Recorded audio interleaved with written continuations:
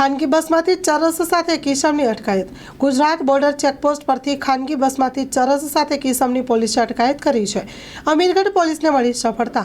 Routine checking દરમિયાન બસમાંથી ચરસ ઝડપી પાડ્યું। અમીરગઢ ગુજરાત બોર્ડર ચેકપોસ્ટ પર અવારનવાર વિવિધ નશીલા પદાર્થ પોલીસ ઝડપી પાડી ગુજરાતમાં આવતું અટકાવવામાં આવે છે। ત્યારે અમીરગઢ પીઆઈ એસ કે પરમારની સૂચના અન્વયે અમીરગઢ પોલીસ સ્ટાફ રાજસ્થાન તરફથી ગુજરાતમાં પ્રવેશ કરતા વાહનોની રૂટીન ચેકિંગ કરી રહ્યા હતા। તે દરમિયાન દિલ્હીથી અમદાવાદ તરફ જઈ રહેલી ખાનગી બસમાં ચેકિંગ કરતા બસમાં મુસાફરી કરી રહેલ મુસાફર પાસે રહેલી બેગમાંથી 870 ગ્રામ માદક પદાર્થ ચરસ મળી આવ્યું છે। પોલીસે કુલ 1,50,000 રૂપિયાના મુદ્દામાલ સાથે કેરળ રાજ્યના એક ઇસમને ઝડપી પાડી કાયદેસરની કાર્યવાહી હાથ ધરી અને ચરસ ક્યાંથી ક્યાં લઈ જવામાં આવી રહ્યું છે તે દિશામાં પોલીસે વધુ તપાસ હાથ ધરી હતી।